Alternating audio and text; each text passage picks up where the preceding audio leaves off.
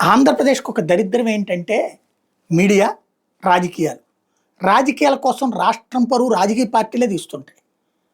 జగన్ హయాంలో ఎక్కడో గంజాయి సరఫరా అవుతుంది. జగన్ హయాంలో అయింది. గత 30 ఏళ్ల నుండి ఆంధ్రప్రదేశ్లో గంజాయి తయారవుతున్నది ఏజెన్సీ ప్రాంతంలో. ఆంధ్ర, ఒరిస్సా బోర్డర్లో తయారవుతూ ఉంటుంది. మన వాళ్ళు ఒరిస్సా వాళ్ళ మీద నెపం నెట్టేస్తారు, ఒరిస్సా వాళ్ళు మన మీద నెపం నెట్టేస్తారు. ఈ రెండు రాష్ట్రాలకు సంబంధించిన రాజకీయ నాయకులకు తెలుసు ఎక్కడ పండుతోందో, ఇద్దరి మధ్యన జరుగుతోందన్నది తెలుసు. కానీ వాటి జోలికి వెళ్ళే దమ్ము ఏ రాజకీయ నాయకుడికి లేదు. నెంబర్ 1 ప్రాణభయం.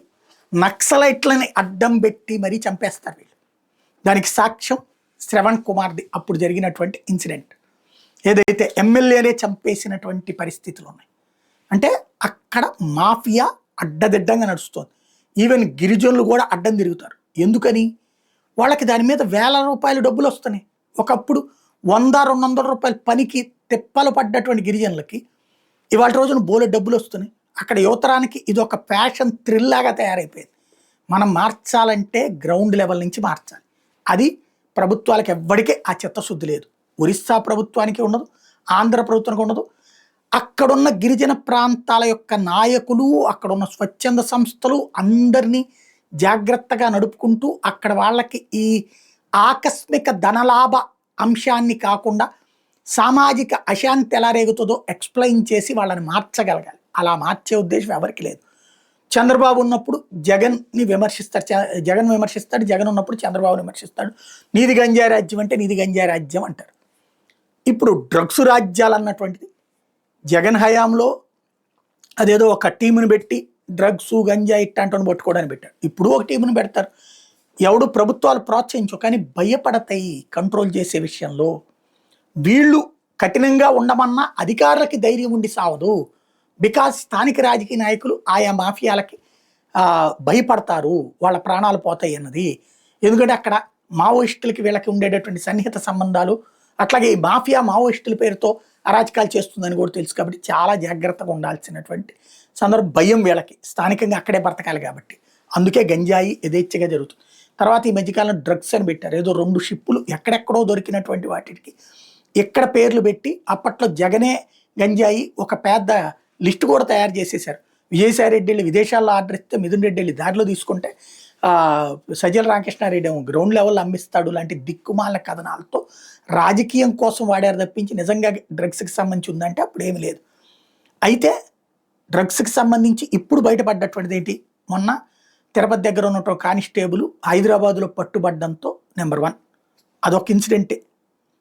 అదేమి ఇక్కడ ప్రభుత్వానికి ఏం సంబంధం లేదు.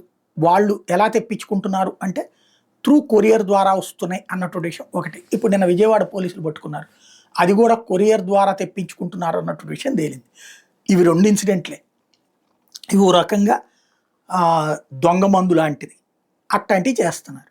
దీంతోనే ఇంకేముంది, పడగ విప్పిన పచ్చ మాఫియా డ్రగ్స్ డోర్ డెలివరీతో యథేచ్ఛగా దందా, నగరాలు పట్టణాల్లో ఏజెంట్లను ఏర్పాటు చేసుకున్న ముఠాలు యువత నిర్వీర్యం చేస్తున్న డ్రగ్స్కి అడ్డాగా అందరిది. ఖచ్చితంగా దీన్ని పోలీస్ శాఖ సమగ్రంగా జాగ్రత్తగా ఫాలోఅప్ చేయాలి. స్పెషల్ బ్రాంచ్ని వాడాలి, డెకాయిల్ని వాడాలి, నిఘా పెట్టాలా, ఇవన్నీ చేయాలి. అట్లాగే విద్యాసంస్థల్ని చైతన్యపరచాలి.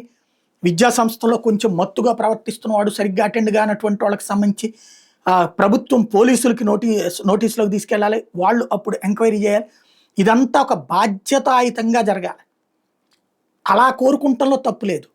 డ్రగ్స్ అలవాట్లేదని చెప్పను, బిగిన్ అయ్యి ఉండొచ్చు. గంజాయి ఆల్రెడీ అలవాటైంది, మందు అలవాటైంది.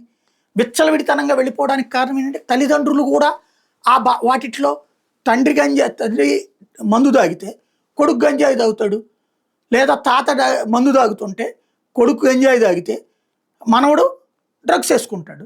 ఎందుకంటే ఇంకా మత్తు కావాలా? లేదా మొదట మద్యంతో అలవాటు పడ్డాడు, కొన్నాళ్ళు పడేవాడికి దాంతో మత్తు చాలకపోతే గంజాయికి అలవాటు పడతాడు. ఆ మత్తు చాలినప్పుడు డ్రగ్స్కి అలవాటు పడతాడు.